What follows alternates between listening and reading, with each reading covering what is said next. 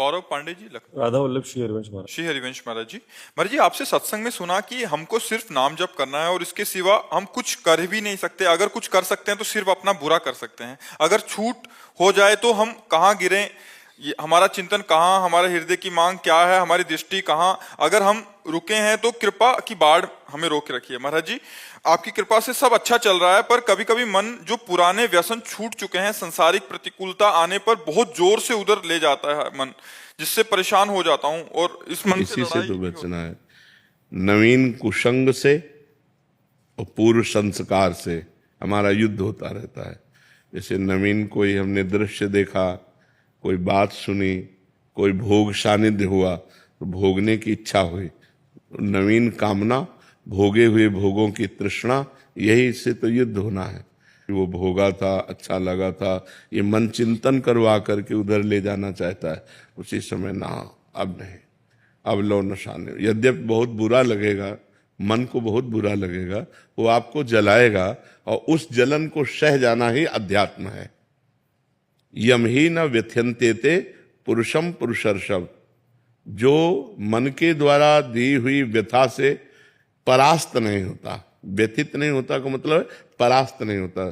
जैसे हम आपसे मिलना चाहते हैं और कोई हमें सुख मिला है आपसे, अब मन विवश करेगा आपके पास चलना नहीं, अगर गलत है नहीं मुझे जाना नहीं। अब वो जलाएगा, ना भजन में लगेगा, ना कहीं नहीं लगेगा, बस वो बार बार वही प्रश्न करेगा, वहीं चलो वहीं चलो। वो बार बार वही भोग मांगेगा, हमको बार बार कर नहीं। तो चाहे मार डाल, मैं नहीं जाऊं, कुछ भी कर, राधा राधा राधा। वो थोड़ी देर जलन देगा, शांत हो जाएगा। फिर दोबारा जब उठेगा तो पहली बार 15 मिनट जलन दी थी, अब की बार 10 मिनट जलन देगा, फिर 5 मिनट, फिर 2 मिनट, फिर सदा सदा के लिए राधे राधे हो जाएगा।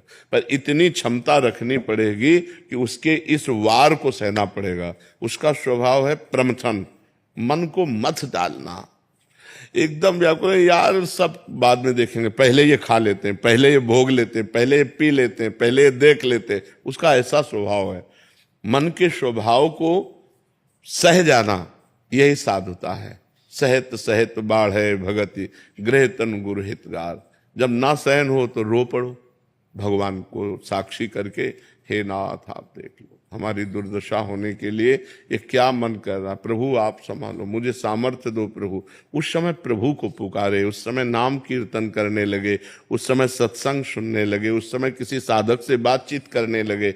एकांत में तो फिर टिक पाना बड़ा मुश्किल है। जब हमारा मन किसी विषय पर अरज गया हो और हम एकांत में तुम्हारा बार बार तुम्हें परास्त करेगा, उस समय हमको खोजना है कि किस विषय से शांत होगा। कोई शास्त्र स्वाध्याय, कोई सत्संग सुनना, किसी साधक के पास बैठ जाना। कुछ नहीं है तो जोर जोर से भगवान को पुकारना, राधा राधा किशोरी जू, हे लाल जू, हे प्रभु मुझे बचाओ मेरा मन ऐसे। क्योंकि इसको सहना बहुत कठिन है। बातें बना लेना, उपदेश दे लेना, उपदेश सुन लेना सब सरल है, लेकिन जब ये हठीला मन किसी विषय पर हट कर लेता है कि मुझे ये चाहिए, मुझे ये भोगना है, फिर बड़ा मुश्किल हो। फिर तो मतलब घबराहट पैदा कर देगा, भारी जलन पैदा कर देगा, व्यथा पैदा कर देगा। कहीं लगेगा नहीं तो आपको भी बुद्धि सलाह देगी, अरे कर लो, आज के बाद कभी नहीं करेंगे, पर आज कर लेते, शांत तो हो जाएगा मन। बस मर गए, अब फंसा लिया। फिर शांति जब होगी ना तो कहेगा कि नहीं करूंगा, पर पुनः जब संकल्प भरेगा तो तुम लड़ नहीं पाओगे, तुरंत वही करना पड़ेगा। फिर 2-4 बार हारने के बाद मन क्या कहेगा, अब तुम जीत सकते ही नहीं, लगे रहो इसी में। फिर वो जीव कि यार साल भर तो हमने छोड़ा था, फिर यार हम नहीं छोड़ पाए, फिर हम गिर गए। पहला जो विषय छोड़ा है उसको चांस मत दो। अगर चांस दिया तो फिर तुम्हें चांस नहीं देगा वो जीतने का, ये पक्का समझ लो। पूरा जीवन का जीवन निकाल देगा और आपकी हिम्मत नहीं पड़ेगी कि उससे आप लड़ सको। और एक बार लड़ना सीख गए, एक बार परास्त कर दिया तो आपके अंदर आनंद उठेगा कि यार वो बात से हम बच गए, वो बात से हम बच गए। तो आप हर बात जो बुरी है उसको आप परास्त कर देंगे। ये अध्यात्म की बात है। थोड़ा इसमें सहन करना सीखना पड़ेगा। तितिक्षु भगवान आज्ञा करते हैं, मात्रा स्पर्शास्तु कौन्ते शीतोष्ण सुख दुखदा। ये जो है आगमा पाइनो अनित्यास्तास्तितिक्षस्व भारत, ये आगमा पाइना आने जाने वाले हैं, इनको तास्त तिक्षस्व भारत, इनको सह मात्रा स्पर्शास्तु कौनते शीतोष्ण सुख दुखदा। ये जो गर्मी सर्दी अनुकूलता प्रतिकूलता लाभ हानि, ये नाना प्रकार की ये आने जाने वाली हैं। काम क्रोध लोभ ये वृत्तियां आने जाने वाली, टिकने वाली नहीं। इसलिए हे अर्जुन तुम इनको सहन करो, ये भोगने से नहीं शांत होंगे। और हमारी इंद्रियां चंचल हैं और मन इंद्रियों के अधीन है और बुद्धि मन के अधीन है, तो वो भी सलाह देती भोग लो। और अगर बुद्धि भगवान में लगी हुई है तो वो कहेगी नहीं गलत है, हम नहीं करने देंगे। तो अगर बुद्धि ना कर दे तो मन कुछ नहीं कर सकता फिर। लेकिन मन इतना बलवान है कि वो बुद्धि को अपने अधीन करा के दस्तखत करवा लेता है और इंद्रियों के साथ भी मनमानी विचरण करता है। इसलिए खूब नाम जप करो, सत्संग सुनो और सहन करना सीखो। जो सहन कर गया वही आगे बढ़ गया, जो टूट गया वो बिखर गया है संसार में। अभी 6-7 दिन पहले ऐसे ही हुआ था कि मतलब जो व्यसन छूट चुके हैं पूरी तरीके से, तो कुछ ऐसी चीजें हुई, किसी से बातचीत कहा सुनी हो गई, तो मन बार बार उसी चीजों में ले जा रहा था थोड़ा। तो मतलब जैसे आप कहते हैं कि विचार आएगा फिर संस्कार बनाएगा फिर संकल्प होता है, तो वो हो ही गया था। फिर मुझे लगा अब मैं भ्रष्ट हो जाऊंगा तो भगवान से ये प्रभु अब नहीं हो पा रहा है हमसे, हम भ्रष्ट हो जाएंगे। उसी समय कुछ ऐसा प्रभु ने कृपा की कि हुआ, तो क्रिया नहीं हो पाई किसी तरीके से, तो बच गए। अब जैसे महाराज जी मन में आता है कि अब जैसे दीक्षा आप कृपा हो रही है, आपकी कृपा से ही सब हो रहा है, वरना हम तो किसी लायक नहीं थे, हम तो कहाँ पड़े थे वो तो हमको ही पता है। आपकी कृपा प्रभु कृपा हुई, तो अब जो उपासना मिली है वो आपकी कृपा से कर पाते हैं, कर हो रही है। फिर मन में ये अब डर लगने लगा है कि जैसे दीक्षा ले ली उसके बाद आगे चल के फिर ऐसा हुआ कहीं कुछ क्रिया। यही डर वो तुमको गिराएगा, यही डर गिराएगा। तुम्हें डरना नहीं, ये मैं मर जाऊं लेकिन पीऊंगा नहीं, मर जाऊं गहाऊंगा नहीं, मर जाऊं भोगूंगा नहीं। तू कर, तू कितना भी बार बार कर, मैं नहीं कभी करूंगा। कभी हट करके देखो तुम इतना डरपोक क्यों हो गए, इतना डर क्यों, डरोगे मार डालेगा।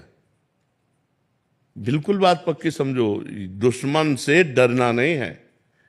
अगर डर गए तो फिर तो मार डालेगा, फिर तो मार डालेगा। फिर आपको देखो ना, दीक्षा के लिए घबराहट पैदा कर दिला, वो आपको सतमार्ग से रोकेगा।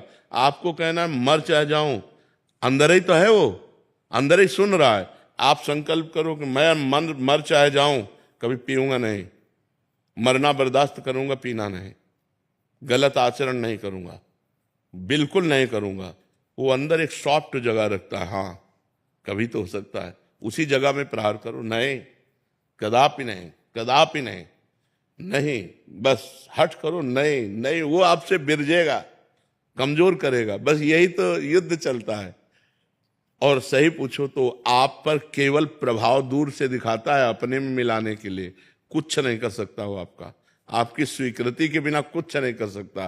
वो आपको डरा के धमका के सुख का प्रलोभन दे करके, निश्चिंतता का प्रलोभन, आराम का प्रलोभन देकर वो फंसा देता है। आप दस्तखत कर दे, चलो यार बद मर गए, नहीं बच गए।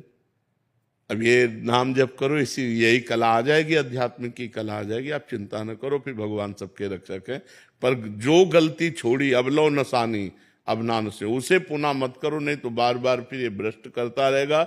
और एक बार आपके मन में आ जाएगा कि मैं नहीं चल पाऊंगा, अध्यात्म में मैं नहीं चल पाऊंगा, मैं योग्य नहीं हूं, अब जो होगा सो होगा। तो हम बस ऐसे मार देता है। भगवान के आश्रित रहो जी।